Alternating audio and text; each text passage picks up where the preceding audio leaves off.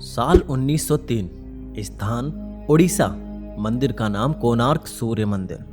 साल 1903 में कोणार्क मंदिर के मुख्य दरवाजे को अचानक रेत और बालू से पूरी तरीके से ढक कर बंद कर दिया गया। इस घटना को करीबन 117 साल बीत गए, परंतु आज तक भारत सरकार ने इस दरवाजे को नहीं खोला। जब आप कोणार्क मंदिर में जाएंगे तो आप मंदिर का मुख्य द्वार बंद दिखाई देगा। आप इसके आसपास वाले इलाके में घूम सकते हैं, परंतु इस मंदिर का वैभव और रहस्य इस मंदिर के बीचों बीच मुख्य दरवाजे के अंदर मौजूद है। इस मंदिर से जुड़े कई रहस्य हैं, जैसे कि ये मंदिर अधूरा है, ये मंदिर शापित है, ये मंदिर सैकड़ों सालों से रेत में दफन था, इस मंदिर के ऊपर 52 टन का एक चुंबक लगा था, इस मंदिर को बनाने वाले एक कारीगर ने आत्महत्या कर ली थी, इस मंदिर में रात के वक्त नर्तकियों की नाचने की आवाजें आती हैं। ऐसे कई रहस्य हैं इस मंदिर के बारे में, जिसे अगर आप सुनेंगे तो आपके होश उड़ जाएंगे। लेकिन फिर भी एक सवाल है जो बार बार मन में उठता है कि इतने प्रयासों के बाद भी भारत सरकार बार बार कोणार्क मंदिर के मुख्य दरवाजे को खोलने का निर्णय क्यों बदल देती है। नमस्कार दोस्तों, मैं शिवम तोमर आपका स्वागत करता हूं मुक्ति टीवी यूट्यूब चैनल में, और आज हम बात करेंगे कोणार्क सूर्य मंदिर के उन रहस्यों के बारे में जिसे भारत सरकार भी सबसे छुपाती है। तो चलिए इस वीडियो की शुरुआत कर लेते हैं। कोणार्क सूर्य का मंदिर है। ये मंदिर भगवान सूर्य को समर्पित है। इस मंदिर की भव्यता के कारण ही ये देश के सबसे बड़े 10 मंदिरों में गिना जाता है। कोणार्क का सूर्य मंदिर ओडिशा राज्य के पुरी शहर से लगभग 23 मील दूर नीले जल से चंद्रभागा नदी के तट पर स्थित है। इस मंदिर को पूरी तरीके से सूर्य भगवान को समर्पित किया गया है। इस मंदिर की रचना इस प्रकार की गई है जैसे एक रथ में 12 विशाल पहिए लगाए गए हों और इस रथ को 7 ताकतवर बड़े घोड़े खींच रहे हों, और इस रथ पर सूर्य देव को विराजमान दिखाया गया है। यहाँ मंदिर से आप सीधे सूर्य भगवान के दर्शन कर सकते हैं। मंदिर के शिखर से उगते और ढलते सूर्य को पूर्ण रूप से देखा जा सकता है। जब सूर्य निकलता है तो मंदिर से ये नज़ारा बेहद ही खूबसूरत दिखाई देता है। ऐसा लगता है जैसे सूरज की निकली लालिमा ने पूरे मंदिर में लाल नारंगी रंग बिखेर दिया हो। वहीं इसके आधार को सुंदरता प्रदान करते 12 चक्र साल के 12 महीने को परिभाषित करते हैं, और हर चक्र दिन के 8 पहरों को दर्शाते हैं। ये मंदिर 2 भागों में बना हुआ है, जिसमें से पहले भाग नट मंदिर में सूर्य की किरणें पहुंचती थीं, और कहा जाता है कि कांच या हीरे सर की धातु से बेस मंदिर की प्रतिमा पर पड़ती थी, जिससे इसकी छटा देखते ही बनती थी। वहीं मंदिर की कलाकृति में इंसान, हाथी और शेर से दबा है, जो कि पैसे और घमंड में दबे इंसान को दर्शाते हैं। इस मंदिर के बारे में कहा जाता है कि श्री कृष्ण के पुत्र सांब को श्राप से कोढ़ रोग हो गया था। उन्हें ऋषि कटक ने इस श्राप से बचने के लिए सूरज भगवान की पूजा करने की सलाह दी थी। सांब ने मित्र वन में चंद्रभागा नदी के सागर संगम पर कोणार्क में 12 वर्षों तक तपस्या की और सूर्य देव को प्रसन्न किया।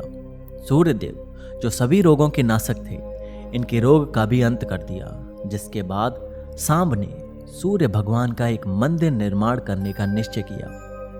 अपने रोग नाश के उपरांत चंद्रभागा नदी में स्नान करते हुए उन्हें सूर्य देव की मूर्ति मिली। ये मूर्ति सूर्य देव के शरीर के ही भाग से देव शिल्पी श्री विश्वकर्मा ने बनाई थी। सांब ने अपने बनवाए मित्र वन में एक मंदिर में इस मूर्ति को स्थापित किया, और तब से ये स्थान पवित्र माना जाने लगा। कोणार्क के बारे में ये भी कहा जाता है कि यहाँ आज भी नर्तकियों की आत्माएं आती हैं। अगर कोणार्क के पुराने लोगों की माने तो आज भी यहाँ पर शाम को उन नर्तकियों के पायलों की झनकार आपको सुनाई देगी, जो कभी यहाँ राजा के दरबार में नृत्य किया करते थे। इस मंदिर का निर्माण एक सैंडविच के तौर पर किया गया है, जिसके बीच में लोहे के प्लेट थे, जिस पर मंदिर के पिलर रुके हुए थे। ऐसा भी कहा जाता है कि मंदिर के ऊपर एक 52 टन का चुंबक रखा हुआ था, जो कि इन खंभों से संतुलित था। इसी के चलते भगवान सूर्य की जो प्रतिमा थी वो हवा में तैरती हुई रहती थी, जिसे देखकर हर कोई हैरत में पड़ जाता था। कहा जाता है कि इस चुंबक को विदेशी आक्रमणकारियों ने तोड़ दिया था। ऐसा भी कहा जाता है कि मंदिर के ऊपर रखे चुंबक के चलते समुद्र से गुजरने वाले नाव, जो कि लोहे के बने होते थे, इस चुंबकीय क्षेत्र के चलते क्षतिग्रस्त हो जाती थी। इस कारण अपने नाव को बचाने हेतु नाविक इस पत्थर को निकाल कर ले गए। ये पत्थर एक केंद्र शिला का कार्य कर रहा था, जिससे मंदिर की दीवारों के सभी पत्थर संतुलन में थे। इसके हटने के कारण मंदिर की दीवार को संतुलन खो गया और परिणाम स्वरूप वो गिर पड़े। परंतु इस घटना का कोई ऐतिहासिक विवरण नहीं मिलता और ना ही ऐसे किसी चुंबकीय केंद्रीय पत्थर के अस्तित्व का कोई ब्यौरा उपलब्ध है। सन 1568 में उड़ीसा में मुस्लिमों का आतंक नियंत्रण में हो चुका था, परंतु इसके बाद भी हिंदू मंदिरों को तोड़ने के निरंतर प्रयास होते रहते थे।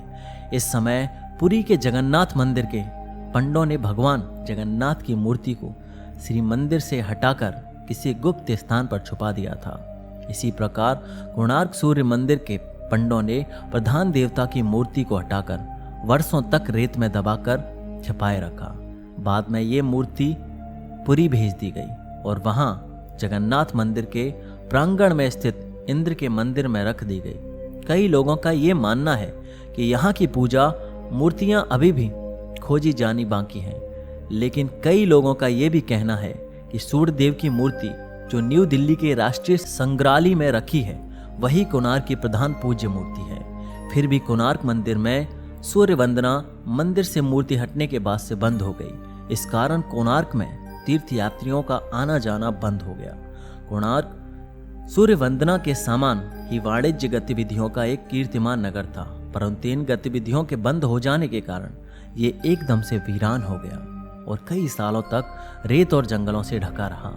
फिर बाद में इस मंदिर को खोजा गया, लेकिन इसके कई हिस्से बहुत ही बुरी हालत में पाए गए। फिर बाद में ऐसा कहा जाता है कि कई आक्रमण और नेचुरल डिजास्टर के कारण जब मंदिर खराब होने लगा तो 1901 में उस वक्त के गवर्नर जॉन वुडवर्ल्ड ने जगमोहन मंडप, जो कि इस मंदिर का प्रधान मंडप है, उसके चारों दरवाजों पर दीवारें उठवा दी और इसे पूरी तरीके से रेत से भर दिया ताकि ये सलामत रहे और इस पर किसी डिजास्टर का प्रभाव ना पड़े।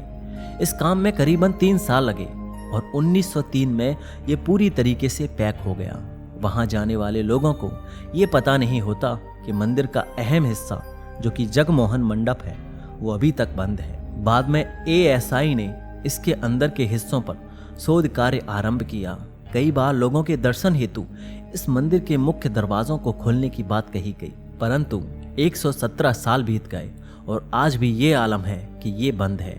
आप इंटरनेट पर और आर्टिकल के माध्यम से पढ़ सकते हैं कि ना जाने कितनी ही बार इस मंदिर के मुख्य दरवाजों को खोलने का जिक्र हुआ, लेकिन बार बार आखिर में ये निर्णय बदल दिया गया। क्या सच में इस मंदिर को प्राकृतिक आपदा के बचाव के कारण ये बंद किया गया या कोई और वजह थी इसको बंद करने की? ये सारे सवालों से पर्दा तभी उठ सकेगा जब ये दरवाज़ा खुलेगा। दोस्तों, आपका क्या ख्याल है इसके बारे में? आपके सभी जवाब हमें कमेंट बॉक्स के माध्यम से ज़रूर लिखिएगा। मैं हूं आपका दोस्त शिवम। जल्दी मिलता हूं आप सभी के साथ एक नए वीडियो के माध्यम से। तब तक के लिए अपना ख्याल रखिएगा और चैनल को सब्सक्राइब करके वीडियो को शेयर कीजिएगा।